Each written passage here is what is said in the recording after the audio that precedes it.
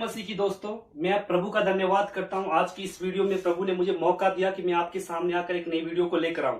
और आज मैं आपके सामने बताने जा रहा हूं खास विषय के बारे में। आप यहां पर स्क्रीन में देख रहे होंगे, जो आज मैं बताने जा रहा हूं बहुत ही खास है। यहां पर मैं बताने जा रहा हूं कलीसिया में रहने वाले 4 प्रकार के लोग। और बहुत जरूरी है इस विषय को जानना। जब आप मत्ती रचित सुसमाचार उसका 13 अध्याय उसका 1 से लेकर 9 वचन तक देखते हो, तो वहां पर यीशु मसीह ने दृष्टांत में बातें की हैं। और यीशु मसीह ने एक दृष्टांत दिया, और वो दृष्टांत क्या था, उस दृष्टांत में जब हम देखते हैं तो मैं आपको बताना चाहता हूं वहां पर 4 प्रकार की जमीन के बारे में यीशु मसीह ने कहा। पहला रास्ता, और दूसरा पथरीली भूमि, तीसरा झाड़ी वाली भूमि, और चौथा अच्छी भूमि। अब मैं आपको यहां पर एक्सप्लेन करने जा रहा हूं कि आखिर यीशु मसीह क्या कहना चाहते थे और ये जमीन क्या है। यहां पर जब हम देखते तो यीशु मसीह ने क्या कहा, यीशु मसीह ने कहा एक बीज बोने वाला बीज बोने निकला। अब हमें एक बात को समझना है कि ये बीज बोने वाला कौन है। सबसे पहले यीशु मसीह स्वयं के बारे में कहता है, जो वचन बो रहा है, जो परमेश्वर का वचन बोता है। बीज का मतलब है परमेश्वर का वचन।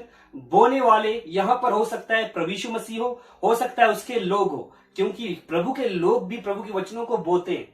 अब यहां पर क्या लिखा है कि कुछ बीज जो पहली जमीन है वहां पर गिरे, जो रास्ता था। और जब रास्ते में गिरा तो क्या हुआ, चिड़िया उठाकर उस बीज को लेकर चली गई, जिसका मतलब है शैतान। इस बात को याद समझना है आपको, इस बात को जानना है। पहला बोने वाला, दूसरा बीजा गया, और जो बीजा गया था, जो बीज था, वो रास्ते के ऊपर पड़ता है। लेकिन रास्ते में जब पड़ता है तो चिड़िया उठाकर ले जाती है। अब आपको इस बात को ध्यान देना है, जो रास्ते पर गिरा वो कौन लोग हैं। अरे ये वो लोग हैं जो वचन में तो बैठे होते हैं, वचन को सुनने के लिए बैठे तो होते हैं, लेकिन वचन को सुनते नहीं। कलीसिया के अंदर हो सकते हैं, वहां पर भी वचन बोया जाता है, वो बैठे हो सकते हैं, लेकिन ये जो है वचन को सुनते नहीं है। यहां पर इनके जीवन में 2 समस्याएं, बड़ी समस्याएं हैं। वो कौन सी है? पहला, ना ये वचन सुनते हैं, ना दूसरा ये वचन पर ध्यान देते हैं। जब वचन में बैठे होते हैं उनको नींद आती है, अपनी घर की याद आएगी, बाहर की याद आएगी, कुछ काम याद आएगा, कुछ इंपॉर्टेंट चीज याद आएगी, यानी कि वचन को वो ग्रहण करते ही नहीं। ये तो वो लोग हैं जिनके अंदर वचन जाता ही नहीं है। और शैतान को अवसर ना दो, बाइबल कहती है। और वो लोग शैतान को अवसर देते हैं और बीज अंदर जाता ही नहीं, और बीज शैतान उठाकर ले जाता है। जब उनसे आप पूछो, उसी समय वचन जब प्रचार करते हो, जब वचन हम उनके बीच में रखते हैं या प्रभु यीशु मसीह का वचन उनके बीच में होता है, तो वो लोग कहते हैं हमने तो सुना ही नहीं। ये वो लोग हैं जो प्रभु यीशु मसीह के वचनों को सुनने के लिए बैठे तो हैं, लेकिन ना वो ये वचन सुनते हैं, ना वचन को ध्यान देते हैं। और जो दूसरे हैं, अब यहां पर देखिए, कुछ बीज पथरीली भूमि पर गिरे। अब ये पथरीली भूमि पर जब बीज गिरे तो क्या हुआ, बीज बोने वाला बीज बोने निकला, तो कुछ बीज कहां गिरे? पथरीली भूमि पर। अब ये पथरीली भूमि पर जब बीज गिरते हैं तो वहां पर क्या समस्या हुई, क्या तकलीफ वहां पर हुई? वहां पर लिखा है बीज पथरीली भूमि पर गिरा और वो बढ़ने लगा, और जब सूरज की किरणें आई या फिर सूरज निकला तो वो गर्मी से जलकर नष्ट हो गया। आपको यहां पर एक बात समझना है, समस्या क्या है? क्या सूरज की, या फिर समस्या क्या? यहां पर आप देख सकते हैं, यहां पर जो समस्या है वो सूरज की नहीं है, क्योंकि आपको मालूम है कि एक अच्छी भूमि पर भी सूरज का होना जरूरी है ताकि वो बीज फल ला सके। अब ये जो सूरज है ये सताव को दिखाता है, और जो यहां पर पथरीली भूमि पर जो बीज गिरा उसका मतलब सीधा ये बताता है कि कुछ लोग कलीसिया के अंदर ऐसे लोग हैं जो तुरंत से प्रभु के वचन को सुनते हैं और हालेलुया, आमीन, प्रेज द लॉर्ड कहते हैं, और कहते हैं कि अब तो मैं जीवन भर प्रभु के साथ रहूंगा, मैं मरने तक प्रभु की यीशु मसीह के साथ रहूंगा। इस बात को याद रखिए कि जब पतरस कह रहा था कि प्रभु मैं आपके साथ मरने के लिए भी तैयार हूं, तो प्रभु यीशु मसीह ने क्या कहा, तू मुर्ग के बांग देने से पहले 3 बार मेरा इनकार करेगा। उतावला होता था, उसके अंदर उतावलापन था। हम कई बार प्रभु के वचन को सुनकर कहते हैं, प्रभु हाँ ये वचन तो अद्भुत है, ये वचन सामर्थी है, और ये वचन मेरे लिए है। कई बार हाथ उठाते हैं, हालेलुया, प्रेज द लॉर्ड। लेकिन जब स्ताव होता है, जब तकलीफें आती हैं हमारे अंदर, गहराई से वचन ना होने के कारण, और वो स्थिर नहीं रह पाता। तो दोस्तों, हमें जो स्थिर रख सकता है वो परमेश्वर का वचन है। पहले जब हमने देखा, ना वचन सुना, ना वचन पर ध्यान दिया। अब जब हम देख रहे हैं, तो अब यहां पर हम जब देखते हैं, यहां पर ये वचन को सुनता भी है और ध्यान भी देता है। यहां पर समस्या सिर्फ एक है। वो समस्या क्या है? वचन की गहराई तक नहीं जाता है, गंभीरता से वचन को नहीं लेता है। हम कई बार बहुत घमंड मारते हैं, मैं प्रभु यीशु मसीह के लिए मरने के लिए तैयार हूं। प्रभु के वचन हमारे हृदय में आ जाते, इमोशनली हम प्रभु को कहते हैं, रोने लग जाते हैं। मैंने कुछ ऐसे लोगों को देखा जो कहते हैं कि मैं तो अब मरने के लिए प्रभु यीशु मसीह के लिए तैयार हूं। पतरस ने भी यही किया।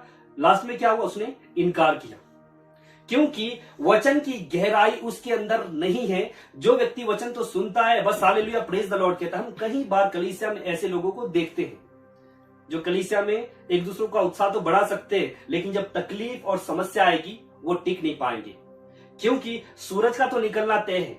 समस्याएं तो सबके जीवन में आएगी आएगी। सूरज का मतलब है स्ताव, लेकिन जड़ ना पकड़ने के कारण वो सूख जाता है। आप देख सकते हैं किस प्रकार पथरीली भूमि में पौधे सूख रहे हैं। जो ये जमीन है, ये वो लोग हैं जो प्रभु के वचन को सुनते तो हैं, लेकिन गहराई से उसकी जड़ तक नहीं पहुंच पाते और मजबूत नहीं रह पाते हैं।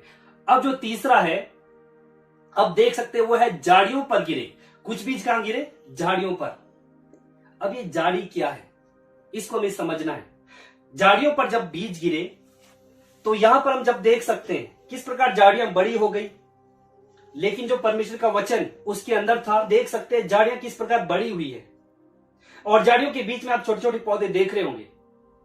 यानी कि यहां पर ऐसा नहीं कि बीज नहीं है, अंदर बीज है, लेकिन ये झाड़ियों का मतलब क्या है आपको मालूम है? ये झाड़ियों का मतलब है कि संसार की चिंताएं। जब संसार की चिंता हमारे जीवन में आ जाती है, जब संसार की बातों में हम खो जाते हैं, अगर हम प्रभु यीशु मसीह के पीछे चलेंगे तो हमें बहुत सारी चीजों का नुकसान होगा। अब मैं क्या करूंगा? अपने बच्चों को कैसे मैं सही जगह पर एक अच्छे भविष्य की ओर ले जाऊंगा? लोग मुझे सता रहे हैं, मेरे पति मेरे साथ नहीं है, मेरा परिवार मेरे साथ नहीं है, मेरी पत्नी मेरे साथ नहीं है, मेरे बच्चे मेरे साथ नहीं है। अब मेरा क्या होगा? मेरे गांव से मेरे लोग मुझे बहिष्कार कर देंगे, मुझे अलग रखेंगे, मेरा लेना देना बंद हो जाएगा। अब देखिए, अब इस बात को समझना है, प्रभु का वचन उसके अंदर है, वचन काम करना चाहता है, लेकिन संसार की चिंताएं जब बढ़ती है तो वो सारी चिंताएं उस वचन को दबा देती है और वो व्यक्ति बढ़ नहीं पाता है।